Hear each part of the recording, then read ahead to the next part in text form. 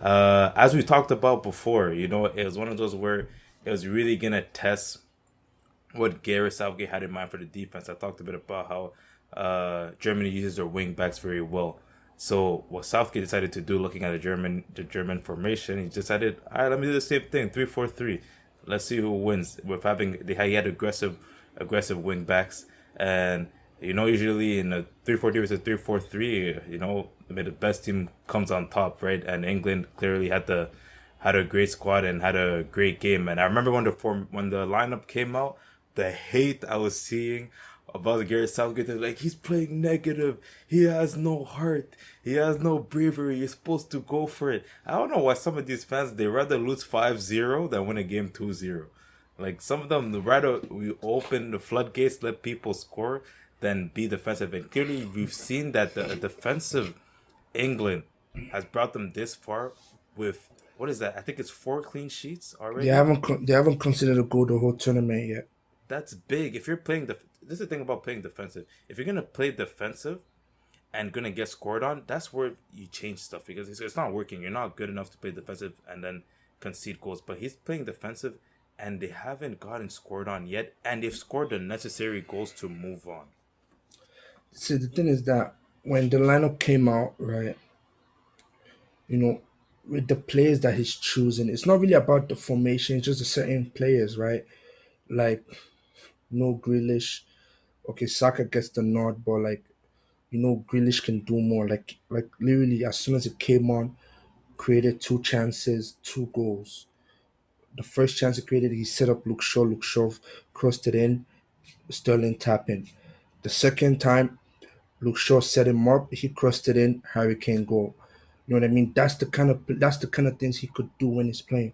So people weren't really on about the formation because we knew we had to do they had to do something about Germany's formation and the wing backs, right? A lot of people were expecting, obviously they were expecting Kyle Walker to be there, but they were expecting Rich James as the wing back, right? But he played Mhm. Trippier, which is understandable because of the set pieces and his dead ball abilities, and obviously Luke Shaw is has to start. But regarding the two DMs, like he played. He keeps like this Declan Rice and Kevin Phillips duo, right? Obviously he trusts them, but a lot of people like want him to switch it up sometimes.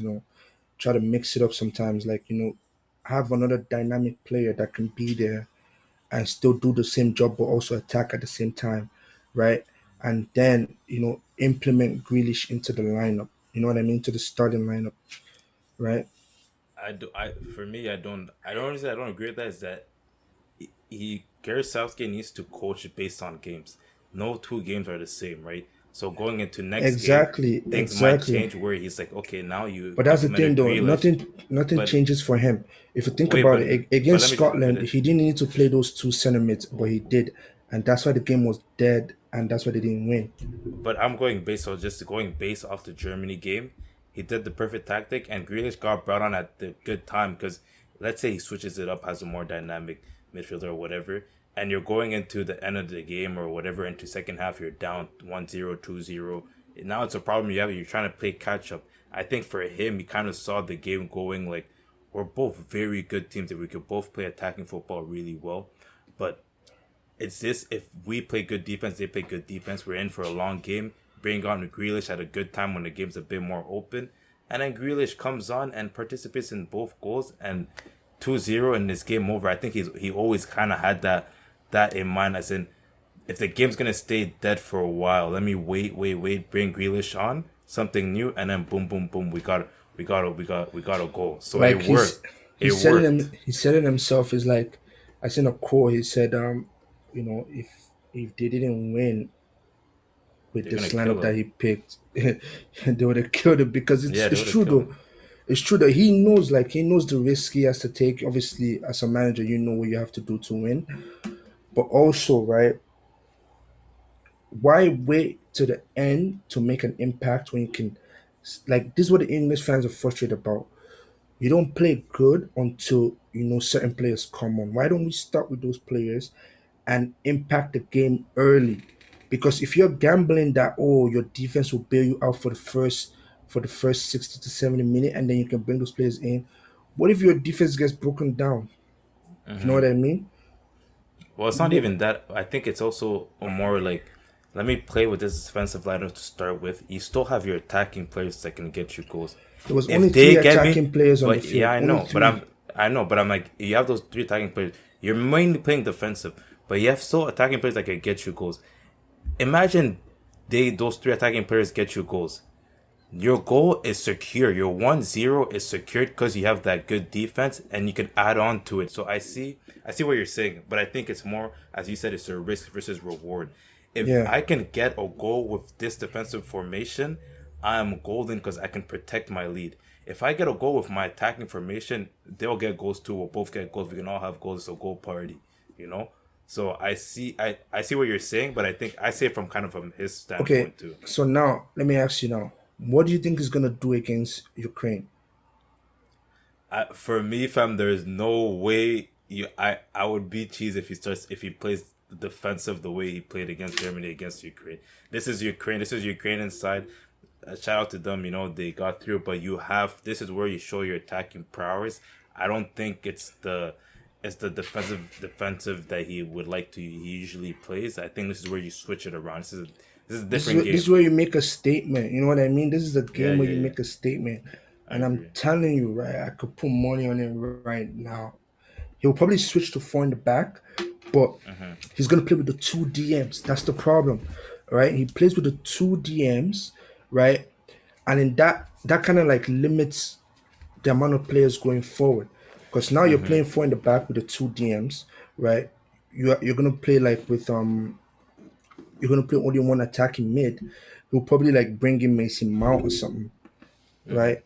Or he can put, let's say, Declan Rice and Mason Mount in the middle, put Grealish in front of them or from the left, and bring either Foden or Saka in the middle as a 10, and then put Sterling and Grealish up top with Kane.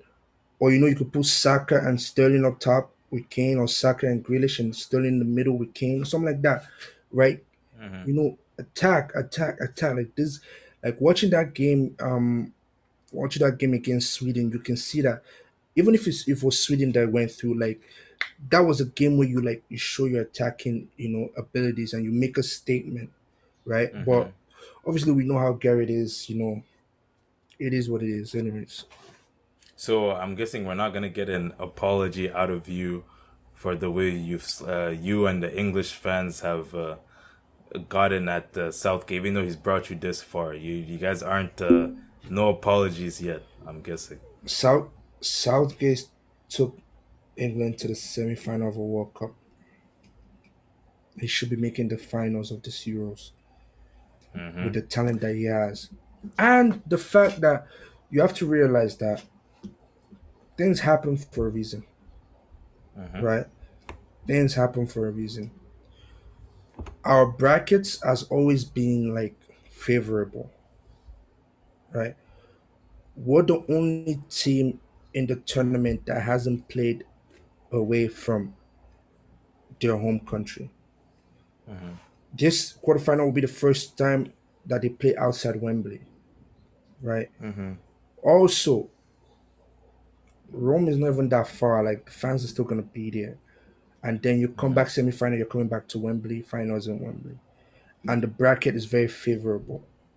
So like like if he doesn't win it, he has to win it. Like looking at it now, he has to win it. He has to win it or go to the finals. Win the whole goddamn thing. Okay, win the Euros. That's the bare minimum. That's what you're saying. Right now, like looking at the Even though, bracket, winning. even though before in our Euros preview you said that you said semifinals maximum semifinals. Yeah, semi-final maximum until okay. We see that position before, and then when we see the Okay. brackets, you see okay, come on now. If we Okay. were on the other side with those big dogs, and then like we look at them and say okay, semi-final would be like a great achievement, like facing the likes of Italy, Belgium, or Portugal, or France, or Spain. You know what I mean? Like we'd have been like okay, semi-final achievement would have been massive. Yeah, But if you go to the other side, you only had one difficult task, and if you went past that, you have an easy ride to the final. which they did. You know what I mean? Okay. So now we have to challenge ourselves. What's the challenge? Final, yes, you're gonna get there, but now it's about winning the final, right? So Hmm. that's the Uh, challenge right now. let's talk about Sterling. Sterling gets another goal.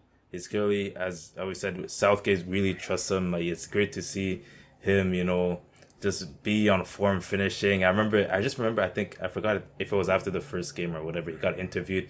And then the interviewer asked him, "Do you think you justified your position in the starting lineup?" Because some people were like, "Yo, Sterling should not be in the starting lineup based on how he's been playing for his club and all those things." But hey, man, he has, I believe, does he have 3 goals this tournament Yeah, he has already? all the goals for England this tournament, except for the one where I came. So So that's 3 goals. Yeah, yeah, he has 3 goals. He's been clearly England's top player yeah, this tournament. he has to start. Uh, thoughts on how Sterling has been performing? Some players like when you get to a certain stage, they always deliver, right? A problem that a lot of fans had with Sterling was that he actually never scored at a major tournament, right? So that first game when he scored, that was his first goal at a major tournament, and then now he has 3 goals, right? Yeah. And if you look at recent games with Gareth Southgate and Sterling, like he always scores in the England shirt. Even though he had a couple of trouble at the club level where he wasn't starting, and when he came on he wasn't finishing. But when you put on the England shirt, it's a different situation. You're in a different environment. It's a different vibe. It's a different feeling, right? Hmm. And he delivers. So he's doing his thing right now. Shout out to him. We expect more Hmm. goals from him, right? I'm just And it's something to Yeah, Yeah, it's something to be said about some of these because this is certainly not the first person that this happens to, where you go from playing with your club and whatever, and you go to these international tournaments and suddenly you shine. It's not. I don't think this is a rocket science of what's happening. I think it's just you're coming into a setting where, first of all, the squad's different. So you have different outlets, you have different things that can happen. There are different things you can use, exactly. and the main thing for me, I think, why some players shine so much at these international tournament is the coach. The coach gets these guys for this specific amount of times, like for this short period of time, and they put all their trust in these guys, and they give them the confidence to And play, also, game in, game out. also it's all about responsibilities, right? So, like Sterling, maybe he has a certain type of responsibility in a Man City squad, and a different responsibility in the England squad. Just like Kane. Kane was playing out of his mind in the Premier League this season. It comes into the squad. He's the captain. There's more pressure on him. There's as much pressure on him in England as there is in Tottenham. But now you're the captain. You're the leader. The whole country's watching you, right? Yeah. And then all of a sudden you're not finding the back of the net. You're not getting services. Stuff like that. So things pile up, right? It's kind of like the opposite with Sterling, where like he was coming in off of like a slump, and then he picked it up at the Euros, right? But obviously, luckily for Kane, he found the back of the net this game, so now he can kick on from that, right? So yeah, like you said, Hmm. it's all about the manager's belief and the kind of responsibilities and you know duties that he gives the players when they're playing, so that they don't overdo things, or they don't think too much, or they don't try things they don't need to do, stuff like that, right? Keep it simple, do your job, play your role as in the squad, you know what I mean? Have an Hmm. impact where you're supposed to have an impact, you know what I mean? Exactly, and then shout out to Harry Kane for obviously, like you said, getting that goal because like we said, as a captain, he needs to have an impact, and boom, now he's on the score sheet, and we don't know, it could open the floodgates for Harry Kane as in getting much more because you have to remember at the beginning, I think it was first half, he missed that opportunity, Yeah, right, where he tried to control it with his left to bring it inside and then get a shot up, but the touch wasn't great, and then they got the ball, and then commenters were already saying, sub this guy out. Like people on Twitter were like, sub this guy out, it's this, true, that, man. that. He ends up getting the second goal, which just secures everything. Thomas Muller missed a big one, and that's off the Sterling giveaway. I don't know if have you seen that video of Sterling? I have to send it He, to you. He's still watching he from the like back like this. just, He's like this. As soon as I as said soon as mother puts he put his away. head down like, oh my god, Yo, it's as if, yo, I don't know, man. That video is hilarious. It's like, bro, the relief on this guy. bro.